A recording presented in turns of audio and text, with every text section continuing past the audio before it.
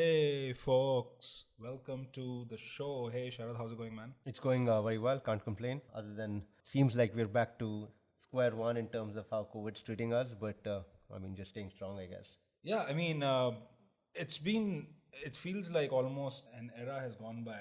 But to be fair, I was just checking the numbers today in the morning. It's only been probably last 30 days is when the actual accelerated spike Yeah. that has come in. Yeah. And I recall it was, I think, 6th of February when I messaged you that, dude, like the 7-day average is picking up. Yeah. What do you think? An uptick coming? Yeah. So, it's been mainly since, I think, last week of March. Yeah. Since things have actually kind of gone out of control numbers wise. I'm sure on ground level things were already. But you're right. It seems like a generation long affair, right? Yeah. And no, today it's going to be an interesting chat. We are going to talk with Amit Ramani. He was the founder and CEO of Office Space Solutions. And Amit, definitely, we think you will be in a hot seat right now. You kind of run a workspace solutions company, and we are in the middle of a second wave of the pandemic. And naturally, the biggest question that is there when it comes to the commercial real estate segment is that there are kind of three models out there, right, which people talk about all the time.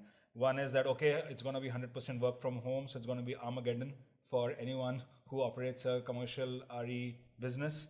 The other scenario is that no, it's going to be like a hybrid model going forward, where you would have a blend of work from home plus a kind of different nature of office spaces out there, with design and layout modifications. And then there is a third perspective which says that because globally everyone is going more and more work from home, the services value chain of India will get a major boost thanks to that. And as a result of that, a lot of offshore business is coming our way, which will eventually lead to a big amount of utilization from the perspective of office spaces. So, no, welcome to the show, Amit. And would love to kind of start the chat by hearing your high-level view on where we are headed amongst these three models. So, Nikhil and Sharad, thanks for having me over. Clearly, I think having seen some of this play out when 9/11 happened in a very small way in 2001 in the US, right? The first reaction is, let me go and everybody works from home, right? Obviously, it's a very small event in terms of as a comparison to what's happening currently with the pandemic. But if you see, the first wave happened, right, which was kind of started subsiding somewhere, I would say, post-Diwali. And you could clearly see that people wanted to come back. As a result, the occupancy in majority of, be it conventional offices or, co-working flex spaces started going up, physical occupancy, right? And till about March, I would say the average occupancy that we were seeing in our centers was trending between 30 to 70%, right, physically. Now, clearly, I think that tells me that people want to come back. So it's not the first option, everybody's going to work from home. I think is a short-term measure. I don't think it's going to work long-term. There are a few factors. One, obviously, there's a fear factor that's come in with the second and the third variant coming into play. Second, the biggest challenge is that people have kids at home. Kids can't go to school, and as a result, parents are somewhat, challenged in terms of, completely working from home. And my perspective overall is that the hybrid model is probably the only model that can, stay in the long term, because a couple of reasons. One, the employees have now tasted the value of ability to work from home or work near home.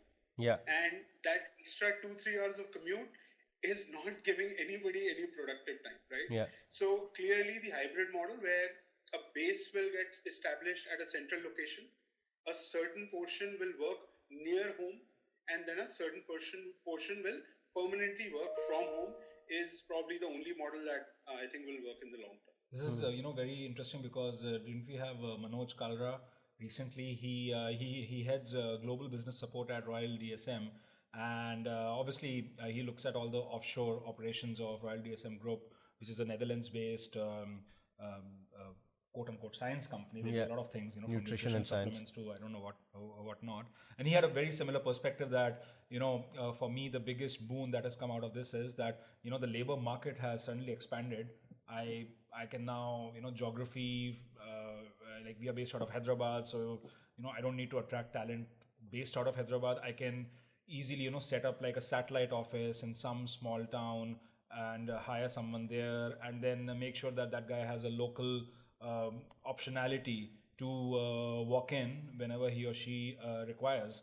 Amit, that's a very kind of there's obviously a lot of parallels between what you said and what Manoj was commenting on, but it does at a basic level change the entire, I would say, layout slash design slash space, specification end of things, right?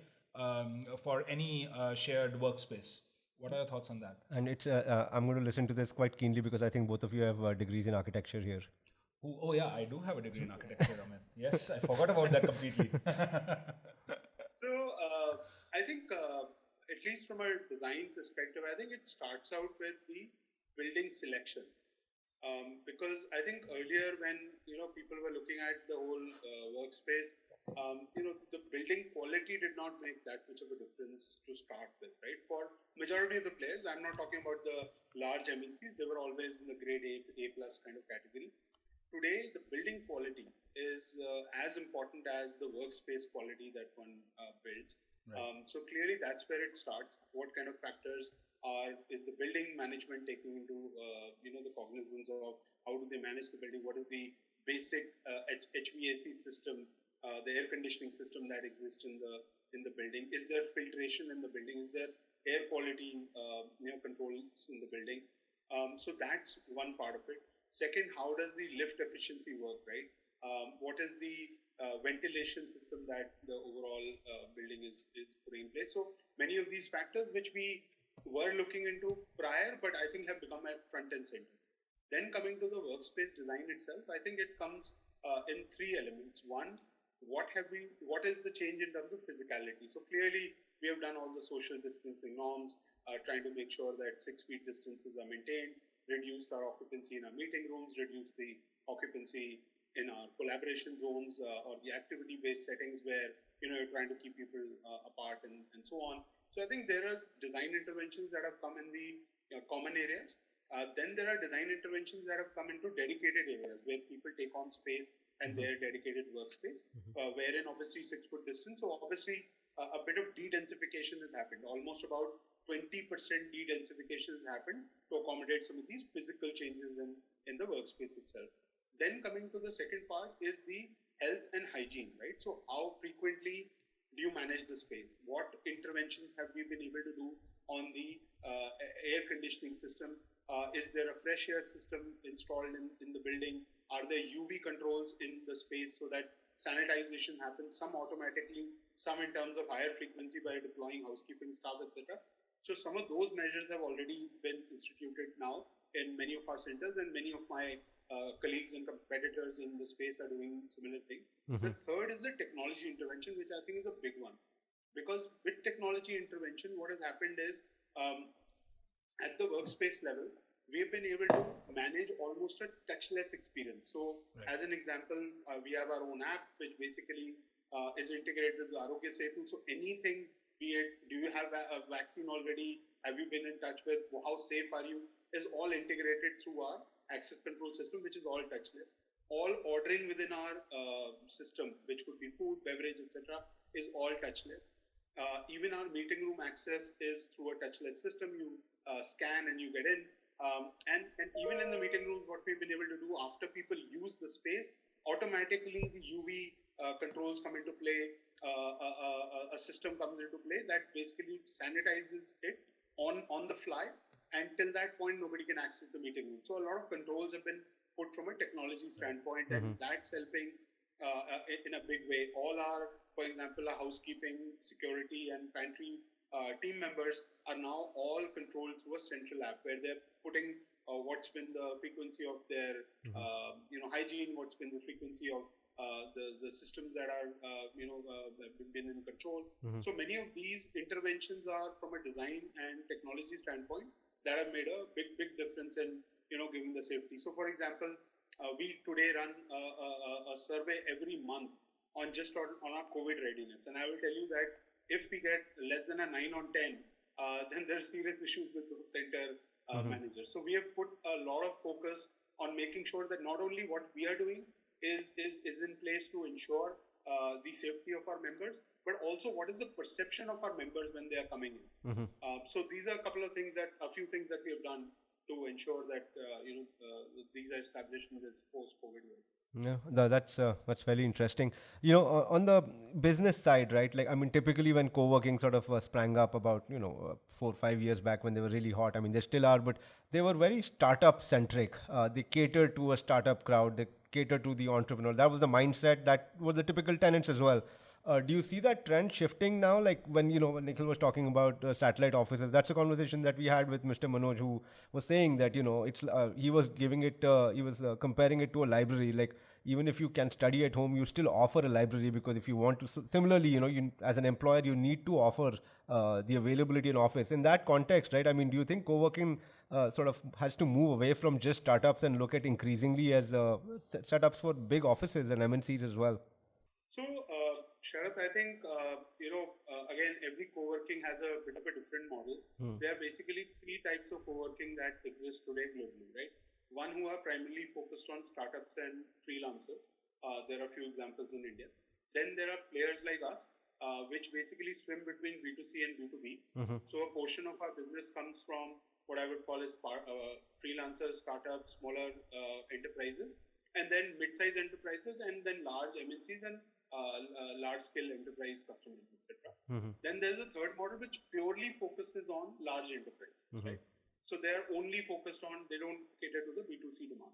Now, at least the way we have envisioned the company from day one, we were a B2C and a B2B kind of a business.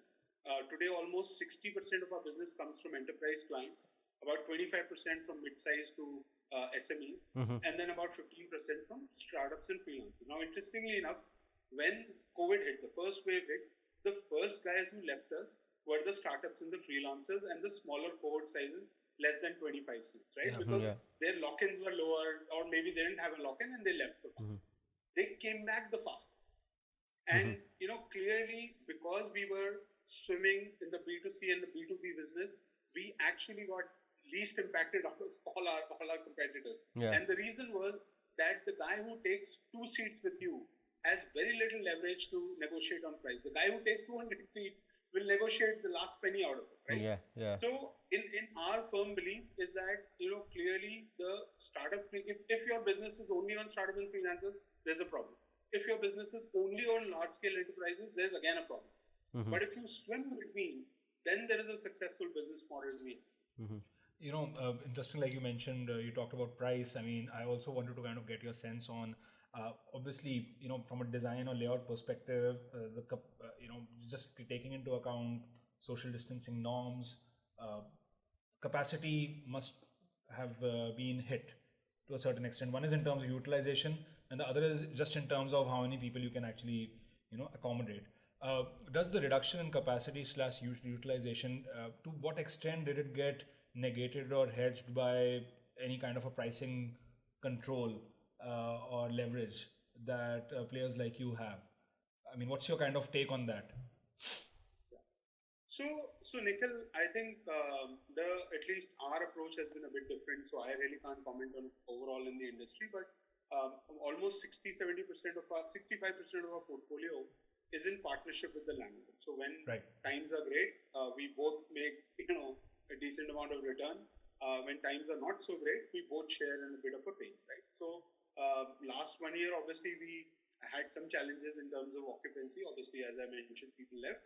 And as a result, obviously, the returns become smaller for that short period. I think in terms of pricing overall, the de-densification is kind of now being priced into the ultimate price that is being offered to the customer, right? Because if I have to increase, let's say, or decrease my density, right, in this scenario, then certainly I'll be able to fit less number of seats. At the end of the day, the real estate business is square footage driven, right? Everything boils down to the amount of square footage that you occupy. So pricing has taken a bit of a beating. I would say it's somewhere around 10 to 12% has been reduced. But I think most customers are smart enough to understand that even if they went to a conventional space, right? If they took their own space, the de-densification will have the same impact that they're having in a co-working environment, right? But if they go with a conventional space, they are locked in for anywhere between 5 to 6 years. They have to put in their own capital. There is no flexibility, and they can't scale up and down at a very short notice. So everybody understands that when it comes to de-densification, it's the same scenario. I take my own space or I take co-working. Sure. But the other flexibility that comes on with co-working is certainly seeing a trend more towards co-working. Yes, pricing is a bit of a pressure. As I said, 10-12% has been. But like interesting, like are customers also like open to paying a premium for the, because of COVID, effectively, like you were mentioning that internally you had to do a lot of changes, right? Be it from HVAC systems to digitizing a lot of the access. Is there at the moment an appetite to place a premium on it, or it's too early to make a trend out of it? No, so I think one thing, Nikhil, which was becoming very clear even before COVID, was that customers were gravitating towards branded players. Right. Second, they were gravitating towards a player which had a large network, because they were already thinking of, what if I need 10 seats in Ahmedabad? What if I need 10 seats in Kurla and I'm based out of Lower Parel? So from that standpoint, already a shift had started happening. It has fast tracks that shift right now, where a non-branded player is certainly going to have a challenge. People will be willing to pay a premium for the branded player, right? Not because just because of our, purely because of our brand, but because we have a network, because the like-minded customers are there, like-minded enterprise customers are there. We are in grade A minus type buildings. The quality is better. We are near public transportation. All the things that go into a great location and a great infrastructure is available today with a branded player. It's not available with a non-branded player. And clearly, for us, I think it is very important that customer comes first. And once our customer, we have the highest net promoter score in the country for the last 3 years, almost 80 percentage points, higher than even some of the large, hotel chains. So that clearly is a visible difference, which the customer will pay a premium and will be willing to take on, a more branded player.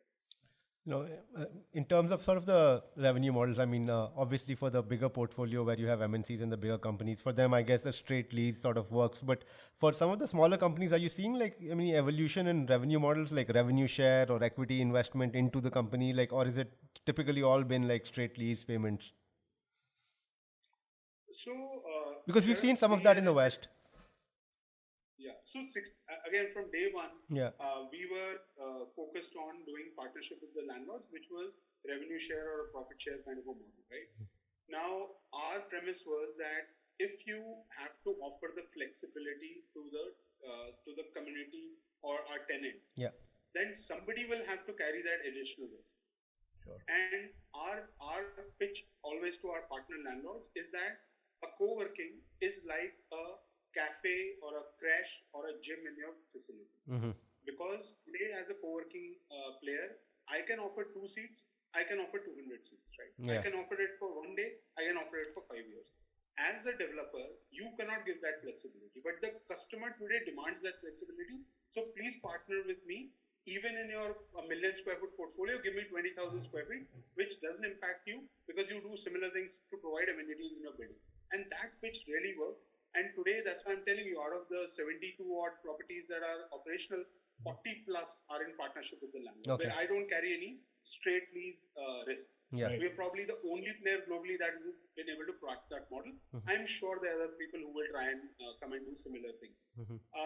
Most players, when they go in the market today, they want to take on 100, 200, 300,000 square feet.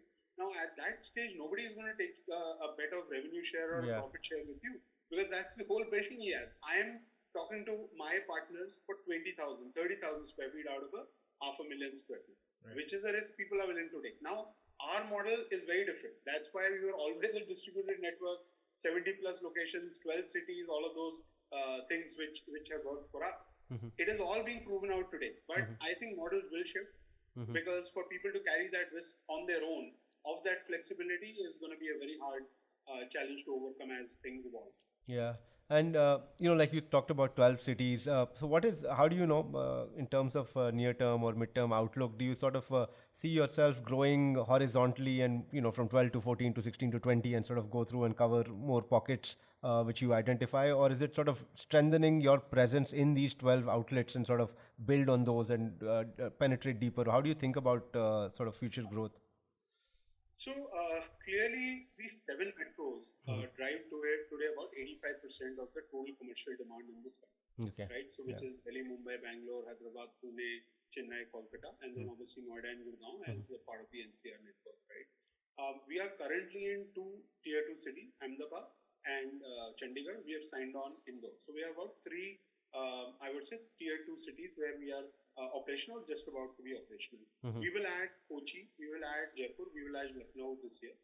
And clearly, there is going to be both horizontal and vertical expansion. Okay. Now, from a horizontal standpoint, we will probably limit ourselves to 16, 17 cities because it is also dependent on the kind of infrastructure that's available, right? Now, if you go to a city where there is no internet, roads are not there, education infrastructure is not there, I can't open up a center and suddenly imagine that I'll get demand for it, right? So that is limited probably to 16, 17 cities in this country. In terms of verticality, our model is a bit different. So in every micro market, so let's take Bandra Kurla, or let's take Lower Parel, or let's take Andheri East in a city like Mumbai, we will have 4 to 8 centers of 20 to 25,000 square feet each in each of these micro markets, right? Today we are at about 40,000 odd seats operational.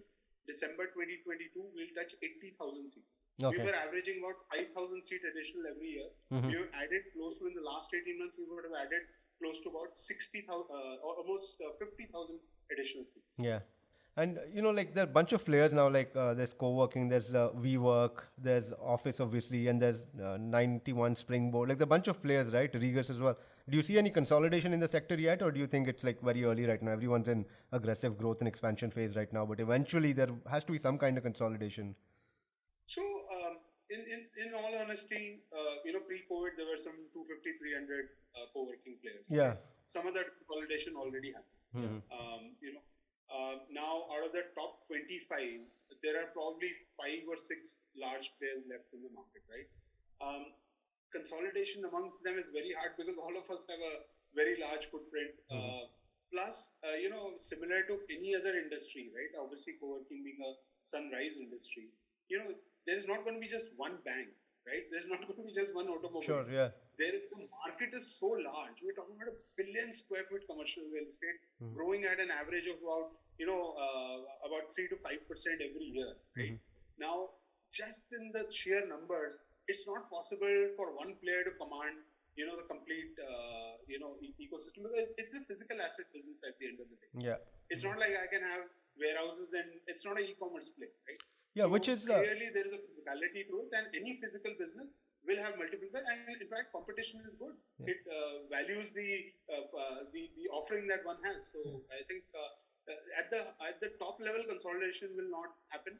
At some of the smaller scale level, automatic elimination will happen more than consolidation. It's interesting you use the word e-commerce, because I was just reading that there is a little bit of a strategic play there that you guys are sort of doing right now in terms of, office furniture kind of a thing. What's your thought process there? So, Sharad, I think, when wave 1 hit, right? Yeah. Same time last year, there was paranoia, right? And I was paranoid, and hence my company was paranoid that what will happen in the future. So we launched multiple products in that whole journey.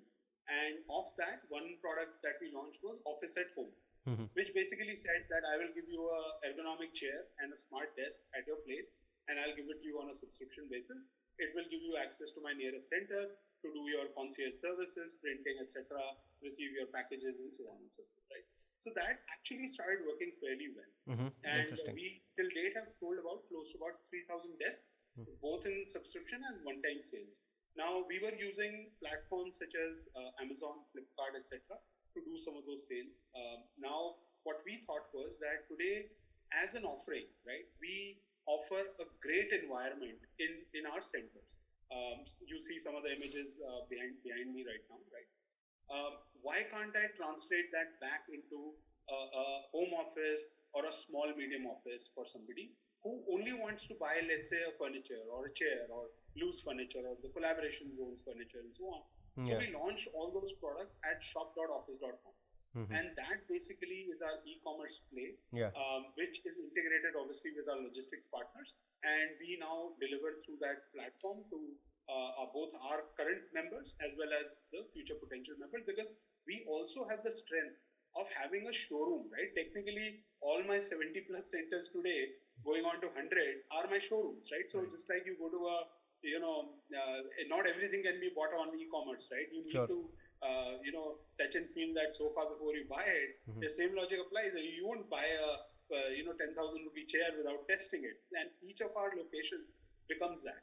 So that's our play on, that whole e-commerce platform. And again, initial results, which obviously we just launched about a month back, Yeah. are very, very encouraging. No, fascinating. That's quite interesting. Amit, I just also want to talk to you a bit about capital. I mean, like you guys are obviously Sequoia backed. So obviously on capital side, there are, two aspects, right? One is obviously in terms of pure equity plays at a corporate level. And the other is, there is a lot of interest and entry of foreign capital within commercial RE, especially in the grade A listed space through, especially for leased assets through real estate investment trusts. We hear big funds, be it Brookfields, be it Blackstone, who are, very quickly consolidating huge leased assets into their portfolio. And it's very interesting because as an investor, obviously physical real estate has gone through its own set of challenges, but kind of REITs convert that physical footfall into a financial product, which to those who understand and like it can be fairly interesting. So what's your how do you see that entire REIT space evolve, and don't you think that the entire REIT space also might have some sort of a impact on consolidation or just kind of pooling of capital into scaled opportunities, maybe only in the grade A space? And also from a venture capital perspective, like I'm sure, like as soon as you said that a large part of your properties are in a profit share or a revenue share model with landlords, it's obviously an asset light model, right, which VCs admire. How do you see VCs perspective evolve? Do you see them actually go for capex heavy models in the future? You think it's going to stay opex oriented asset light models that they're going to enjoy? So I think a couple of different points. So let me take the Too many. REIT Sorry, I part just went first. into a. Sure. So I'll take the REIT part first and then the VC part, because they both behave very differently, Yeah. right? Anytime there is a corporatization of any industry, it's always good, right? Because if I look at commercial real estate 25 years ago, you could open up a commercial office in any building you wanted, residential, commercial, it didn't matter, right? Today, I can assure you, if you have a 10% team or more, you can only operate out of a commercial space. And it's happened because of the bylaws in most major cities have been very strictly enforced to the effect where corporatization has happened, which also the IT's boom brought the whole journey of people looking for grade A plus assets. And that's why Bangalore, Mumbai, many other cities saw some great buildings coming up with some great assets, and obviously developers becoming much more focused on delivering the end product. I think the REIT is the natural progression of that next step. So when you take great assets, you want to diversify your risk in Bandra Kurla versus your risk in Pormangla, and you can only do that if you bring a portfolio together and also bring the ability of the shareholders, right? Which for most people to buy a 20, 30, 40 crore asset is a pipe dream, but to buy shares in a REIT is very easy. It's overall, I think it is a great thing for the industry that the REIT has come in. In terms of your other point on consolidation, some of that consolidation has already happened. You look at any commercial metro, right? Today, I can tell you on your fingers, you can count the top 4 or 5 developers in that city, Right. right? Which clearly has demarcated the premium that they command and the premium that is not commanded by, let's say, great VC type developers, right? So that institutionalization is happening, and I think it's a brilliant thing for the industry. It will only help make real estate assets much more quality oriented. Tenants will have a much better offering. The tenants will have a much better choice, right? So I think REIT is a great thing for the company. Second, coming back to the VC part of it, again, Nikhil, VCs work in a very different mindset, right? They are typically wanting to come in early and they want to invest and then they want a alpha on that return, right? Which is not what a REIT expects. REIT is happy with a 8% yield on a rental property. Yeah. A VC is looking for a 5x, 10x, 20x kind of a return. Now, a 5x, 10x, 20x return cannot happen when you look at a fixed asset or a capital heavy asset, because those assets, I'm not talking about anomaly kind of scenarios, but in a typical historic way, they will only appreciate 5-10% on a year-on-year basis. Your rental income will go typically 5% year-on-year, so on and so forth. So it can never get into a 10x, 20x. It can only get 10x, 20x if you flip it on its side and you make it completely asset heavy. If you are continuing to make a asset heavy investment, and there are different funds that focus on that and they do a phenomenal job. We have examples, you took a few names just before this. A VC is always looking for an alpha, and that alpha can only come when your risk is mitigated, your investment is stretched quite a bit, and you can have a fast track growth that doesn't grow 20% year on year, grows 200-300% year on year. I think by the anomaly you meant WeWork, right? I'm just kidding. I didn't say anything. No, I did. I did. I'm just kidding. Yeah. No. Thanks a lot, Amit.